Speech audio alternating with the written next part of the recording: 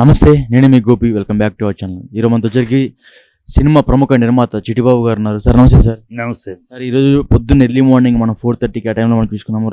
రామోజీ గారి మరణ వార్త అయితే మనం విన్నాము. సో అంటే రామోజీ గారికి మీకు ఎటువంటి అనుబంధ సంబంధం ఉంది సార్? ఇప్పుడు అనుబంధం అంటే రామోజీ గారితో చాలా గొప్ప అనుబంధం ఉంది. అంటే మా నాన్నగారు ద్వారా ఆయనతోటి ప్రయాణం చేసినప్పుడు, రామోజీ గారితో ఉన్నప్పుడు, తర్వాత నేను గెలుపు సినిమా అక్కడే రామోజీ ఫిలిం సిటీలోనే మొత్తం కొబ్బరికాయ నుంచి గుమ్మడికాయ దాకా అక్కడే తీశాను. అప్పుడు ఆయన పెట్టారు రామోజీ సూట్ కేస్ తోటి రండి, ఫస్ట్ కాపీ తోటి ప్రింట్ డబ్బాతోటి వెళ్ళండి అని.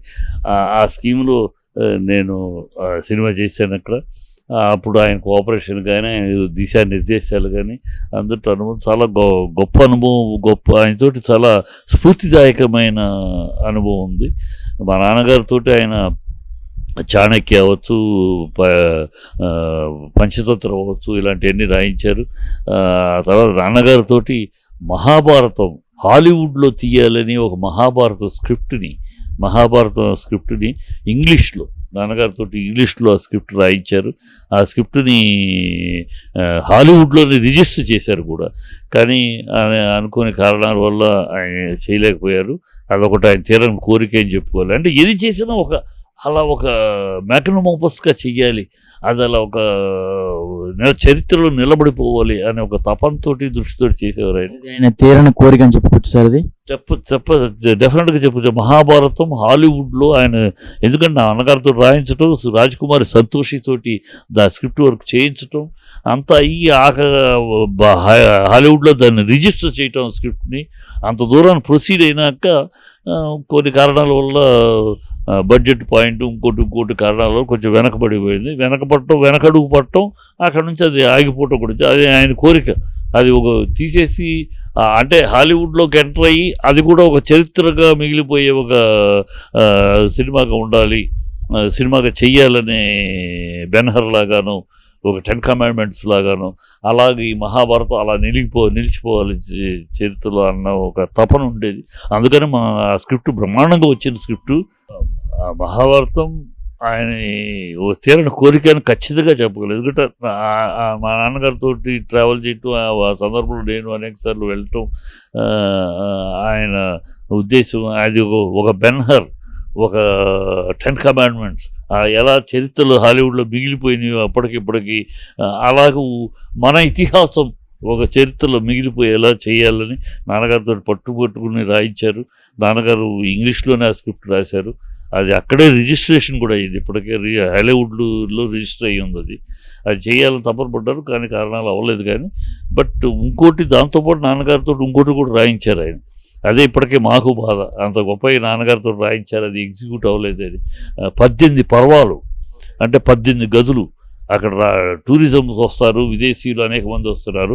ఆ 18 రూమ్స్ అంటే ఒక రూమ్లో గదిలోకి ఎంటర్ అవ్వగానే 7 నిమిషాల్లో మొదటి పర్వం దృశ్యము, శ్రవణము రెండితోటి అక్కడికి వెళ్ళి కూర్చోగానే మొత్తం అది అర్థమైపోద్ది. అట్లా 18 పర్వాలు, 18 రూములు. అది ఒక విశేషంగా స్పెషల్ దీనిగా తయారు, అది నాన్నగారితో రాయించారు. బ్రహ్మాండంగా వచ్చింది.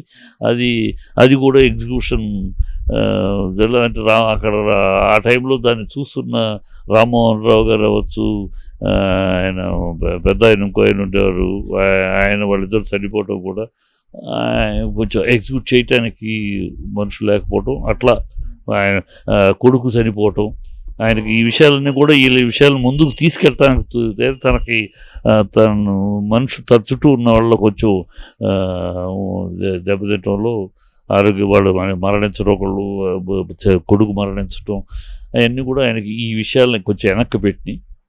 బట్ ఎనీవే అవి పక్కన ఉంటే నా అనుబంధం అడిగారు కనుక చెప్తా. కానీ ఆయన సాధించిన విజయాలు మామూలు విజయాలు కాదు.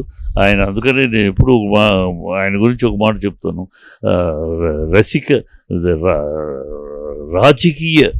రాజకీయ బాసులకు లాస్యం, ధనిక స్వాముల దాస్యం, పత్రికా రంగం అలా చేస్తున్న క్షణంలో ఆ పత్రికా అక్షరాలు రెక్కలు రాలి తల్లడిల్లి అల్లాడుతున్న సమయంలో నేనున్నానంటూ అక్షరాన్ని ఆయుధంగా ఇచ్చాడు ఆయన పత్రికా రంగానికి.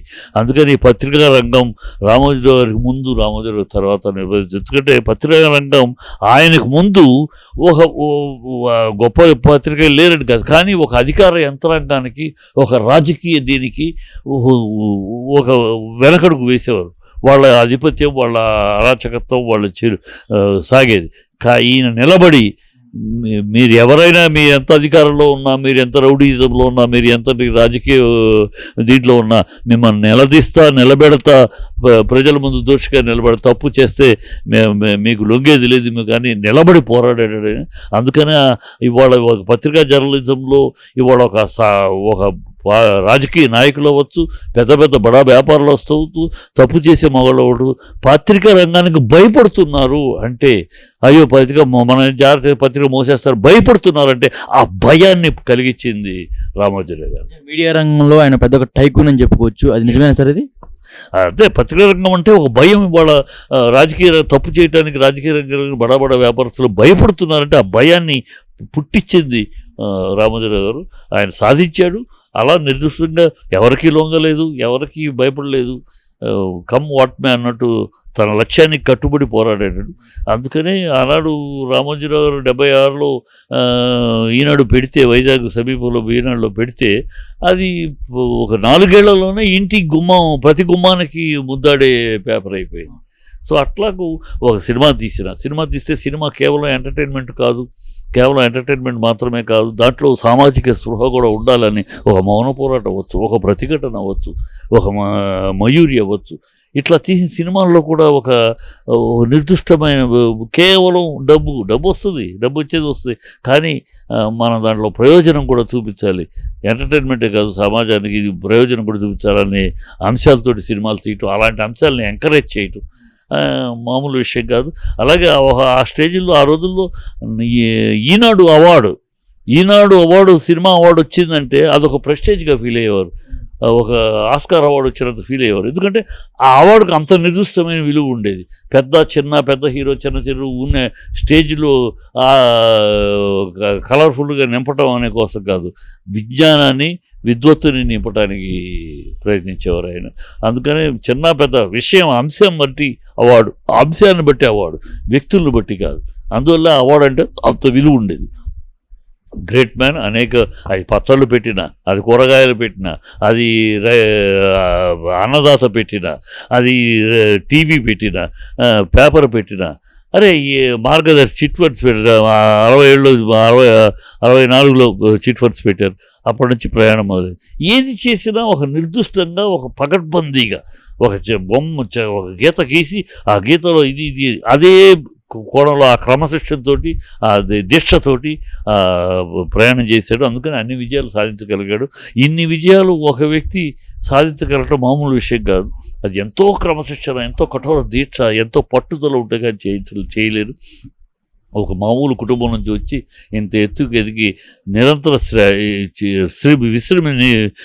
విశ్రమించని మనిషి. ఆఖరి రోజుల్లో కూడా ఆయన ఎప్పుడు కూడా ఓకే అయిపోయింది, సాధించాం కదా, ఇంకా రిలాక్స్ అవ్వాలి, ఇంకేదో చేయాలని తపన పడుతూనే ఉండేవాడు ఆయన. ఆయనకు అందుకనే ఆయన ఏదో కోరిక తీరిపోయింది అనటానికి లేదు. ఆయన ఇన్ని సాధించినా సరే ఆయన మీద చాలా కేసులు పెట్టినా సరే ఒక్కసారి కూడా ఆయన కోర్టు మెట్లు ఎక్కలేదంట, నిజమేనా సార్? ఇది మెట్లు ఎక్కలేదు. ఆయన తరఫున లాయర్లు ఉంటారు, మెట్లు ఎక్కాల్సిన అవసరం ఏముంది? ఒక లాయర్లు వెళ్తారు, చేస్తారు. ఆయన కేసులు అనేది అందుకే చెప్తున్నాను, ఆయన మీద ఒక వ్యక్తి ఇంత స్థాయికి ఎదుగుతున్నప్పుడు ఆటోమేటిక్గా ఉంటారు, విరోధులు ఉంటారు, శక్తులు ఉంటారు లాగడానికి. అది మామూలే. అది ఆయన ఫేస్ చేశాడు. ఎట్లకి వెరవలా, భయపడలా, దమ్ముగా ఫేస్ చేశాడు. అందుకని ఆయన్ని విభేదించిన శత్రువులు కూడా మళ్ళీ ఆయనతోటి స్నేహానికి, ఆయనతోటి చేయి కలపడానికి వచ్చారు తప్పితే ఈయన వెళ్ళలా. ఏనాడు కూడా ఈయన ఒకళ్ళని మీరు తప్పు అని చెప్పిన తర్వాత ఆ తప్పు ఉన్న వ్యక్తి మళ్ళీ అలా కోపం వచ్చిందని కాంప్రమైజ్ ఎప్పుడు కదా, తప్పే ఆనాటికి ఈనాటికి నువ్వు చేసిన తప్పని చెప్పేవి వ్యక్తిగానే ఉన్నాడు ఆయన. ఎమర్జెన్సీని తప్పు అని చెప్పిన ఆయన ఆఖరి రోజుల్లో కూడా ఎమర్జెన్సీ టాపిక్ వస్తే తప్పు, ఘోరమైన తప్పిదమని చెప్పాడు. అంతేకాని అయిపోయింది కదా ఇవాళ ఎందుకు అని అనలా. ఆయన ఒక మాట కట్టుబడి ఉండేవాడు. అలాంటి వ్యక్తిత్వం చాలా అరుదు. ఇవాళ అలాంటి వ్యక్తిత్వం ఉన్న ఒక వ్యక్తి, ఒక చరిత్ర, వాళ్ళ చరిత్ర అనొచ్చు, ఒక చరిత్రకి మరణం అనొచ్చు. ఒక రామోజీరావు గారు ఇది ఒక చరిత్రకి మరణం. ఆయన చాలా మంది దర్శకులు కావచ్చు, లేకపోతే చిన్న చిన్న ఆర్టిస్టులు కావచ్చు, సంగీత దర్శకులు కావచ్చు, ఇలాంటి వాళ్ళని ఇండస్ట్రీకి చాలా మందిని పరిచయం చేశారు. అలాంటి వాళ్ళు కూడా ఇప్పుడు ఆయనకి కొంచెం దూరంగా ఉన్నారు. అది ఎట్లా భావించవచ్చు మీరు? దూరం అంటే దూరంగా ఉంటుంటే ఆయన ఎప్పుడు అందరితోటి ఉండదమ్మా, రెస్ట్రిక్షన్. ఆయన అందరు మాట్లాడే ఎవరితో కలవాలన్నా, ఎవరిన అపాయింట్మెంట్ అయినా ఓ రెస్ట్రిక్షన్ తోటి ఉంటుంది. అవసరమైన విషయం తప్పితే పిచ్చాపాటి మాటలు ఎప్పుడు ఉండవు ఆయన దగ్గర. ఎవరు కూడా నాకు తెలిసి ఆయనతోటి పిచ్చాపాటిగా మాట్లాడిన సందర్భాలు ఉండవు. ఎవరు కలిసినా, ఏ సందర్భంలో కలిసినా నిర్దిష్టమైన విషయంతో పరిగ్రహం మాట్లాడటం అంతవరకే.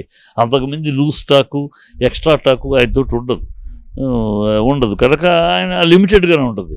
అందరూ మామూలు వాళ్ళతో పాటు మామూలు వాళ్ళలాగా అందరితోటి రోజు మీటింగ్లు ఈవినింగ్ ఉండదు. ఆయన ఒక టైం షెడ్యూల్ 8 గంటలకి